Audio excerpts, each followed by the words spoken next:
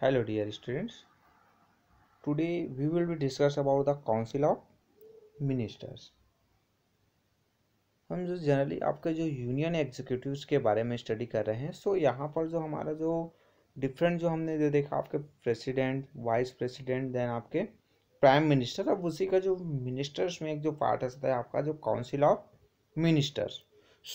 The prime minister choose the council of minister from among the member of his or her party in parliaments. Means आपके जो council of minister हैं उनको choose कौन करता है? उनको चूज करते हैं हमारे जो प्राइम मिनिस्टर हैं। और वो जो मेंबर्स होते हैं आपके काउंसिल ऑफ मिनिस्टर्स के, वो जो मिनिस्टर जो चूज किए जाते हैं वो तो उनके पार्टी के मेंबर्स या फिर उनके जो सपोर्टिंग पार्टीज है उनके जो मेंबर्स हैं उनको इलेक्ट करते हैं। अब ये जो काउंसिल ऑफ मिनिस्टर है उनमें भी क्या है, आपके थ्री जो डिफरेंट जो कैटेगरीज है वो उसमें डिवाइडेड हैं और डिफरेंट थ्री कैटेगरीज के मिनिस्टर्स होते हैं, जिसमें आपके फर्स्ट जो हायर रैंक वाले जो मिनिस्टर्स होते हैं उनके कहा जाता है कैबिनेट मिनिस्टर। देन आपके नेक्स्ट आता है कि minister of states and duty minister. तो ये जो थ्री जो सिस्टम है वो आपके काउंसिल ऑफ मिनिस्टर्स में होते हैं। Then the cabinet minister hold the most important portfolios like that of defence, finance and home affairs. Means आपके जो कैबिनेट जो मिनिस्टर है वो सबसे हाईएस्ट रैंक का मिनिस्टर्स होता है और जो उनके पास जो इम्पोर्टेंट जो डिपार्टमेंट्स है जिसमें डिफेंस की हम बात करते हैं, फाइनेंस है, होम अफेयर्स है या फिर एजुकेशन डिपार्टमेंट है, ये जो कैबिनेट मिनिस्टर के पास होता है। Then there are the senior most minister, ये जो है आपके सीनियर मोस्ट मिनिस्टर्स होते हैं यानी हाईएस्ट रैंक होता है मिनिस्टर का। Then the prime minister and the cabinet minister collectively from the cabinet, यानी ये सभी मिलकर आपके कैबिनेट्स बनाते हैं। देन इस department is non as a portfolio. Minister of state में hold independent charge of the department but most work under a cabinet minister. Means अब यहाँ पर आया कि जो जितने भी जो डिपार्टमेंट है उनका अपना पोर्टफोलियो होता है, यानी उतने उनके अपने डिफरेंट वर्क होते हैं, उनका अलग अलग डिपार्टमेंट वाइज अलग जो डिफरेंट है वो काम करते हैं। ये जो कैबिनेट मिनिस्टर हुआ। देन आपके जो इसमें हम बात करें जो मिनिस्टर्स ऑफ स्टेट्स होते हैं वो कहीं ना कहीं इंडिपेंडेंट चार्ज होता है, यानी उनका जो डिपार्टमेंट को जो दिया गया उनमें वो स्वतंत्र होते हैं, बट कहीं ना कहीं वो भी आपके जो कैबिनेट जो मिनिस्टर है उनके अंडर में ही वर्क करते हैं। अब यहाँ पर आया कि power of the council of minister, यानी जो काउंसिल ऑफ मिनिस्टर है उनके पास क्या क्या पावर होते हैं। जो फर्स्ट जो पॉइंट्स हम यहाँ पर देखेंगे तो जो minister introduce government bill of in the parliament, यानी जो मिनिस्टर्स है वो क्या करते हैं, इंट्रोड्यूस करते हैं कोई भी जो बिल है जिनको क्या बनाना है, उनको एक्ट में इंट्रोड्यूस करना है, उनको कोई नया कानून लाना है, लोगों की भलाई के लिए कुछ वर्क करने हैं। तो जो पार्लियामेंट हाउस है वहाँ पर मिनिस्टर है वो डिफरेंट बिल इंट्रोड्यूस किया करते हैं। जैसे अभी जो किसानों का जो है फार्मर्स है हमारे वो स्ट्राइक में है, उनका आंदोलन चल रहा है। अभी आप लोग पेपर में न्यूज़ चैनल्स में कभी कभी आप टीवी देख रहे हैं, गलती से आपके न्यूज़ चैनल लग गया, वैसे तो जनरली आप लोग देखते नहीं है बट कभी गलती से आपके पास क्या लग गया, न्यूज़ चैनल लग गया, तो आपको फार्मर्स का जो स्ट्राइक जो चल रहा है, आंदोलन चल रहा है, उसके बारे में आपको न्यूज़ चैनलों में सुनने को मिलता है। वो किस लिए कर रहे हैं, तो जो हमारे जो मिनिस्टर्स हैं, जो गवर्नमेंट है उनके द्वारा एक जो एग्रीकल्चर जो बिल है जो फार्मर से रिलेटेड है, एक बिल इंट्रोड्यूस किया गया और उस बिल को पार्लियामेंट से पास आउट कर दिया गया। पार्लियामेंट से पास आउट हो गया, आपके जो राष्ट्रपति के पास से वो सत्यापित, तो देन वो हमारे पास एक एक्ट के रूप में, हमारे पास लॉ के रूप में अवेलेबल हो गया। तो उन्हीं को कैंसिल कराने के लिए जो फार्मर्स हैं वो अभी क्या कर रहे हैं, स्ट्राइक कर रहे हैं, आंदोलन कर रहे हैं। ये जो मिनिस्टर्स ही होते हैं, काउंसिल ऑफ मिनिस्टर्स ही होते हैं जो बिल जो है वो इंट्रोड्यूस करते हैं। Then the union budget is prepare by the council, यानी जो देश का जो बजट है, यूनियन जो बजट है उसको भी प्रिपेयर करते हैं। कौन? ये जो काउंसिल ऑफ मिनिस्टर हैं, उनके जो मेंबर्स हैं, जो डिफरेंट जो मिनिस्टर, जो डिपार्टमेंट जिनके पास आपके फाइनेंस मिनिस्टर हैं, वो यूनियन बजट है वो प्रिपेयर करते हैं। Then all law pass by parliament are put into effect by the minister.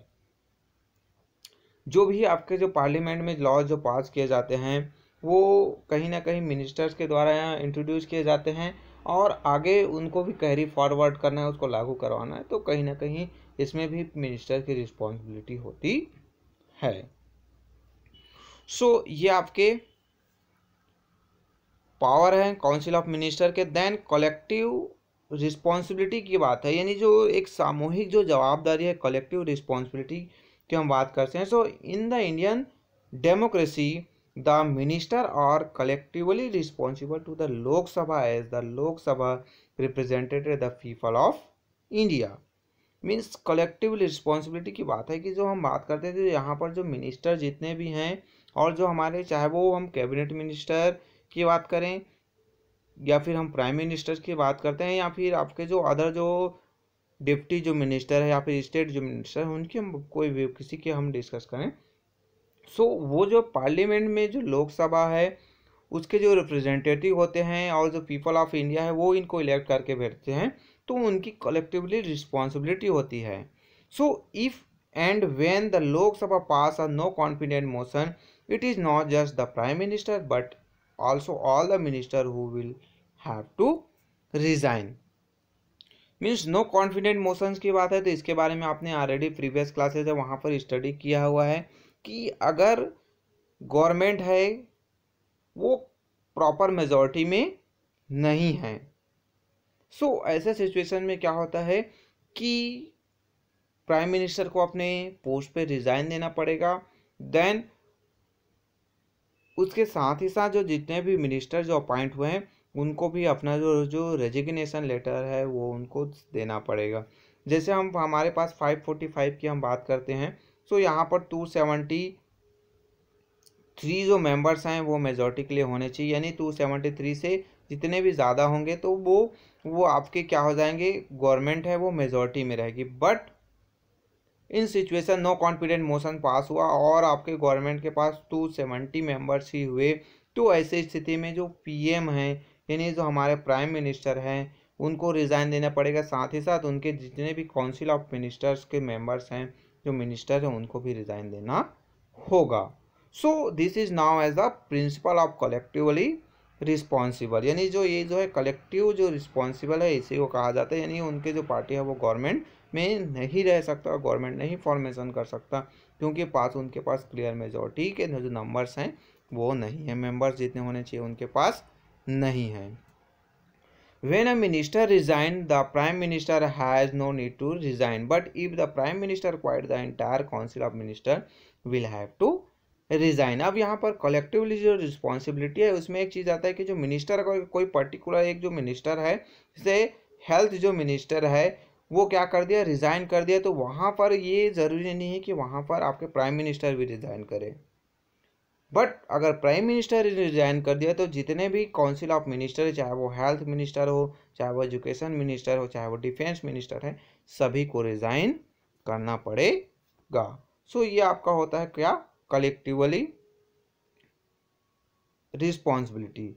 Then next आता है आपका सिविल सर्विस। अब सिविल सर्विस की बात की जाए तो civil service plays an important role in the administration of the country and it is this service that carried on the day to day work of the government.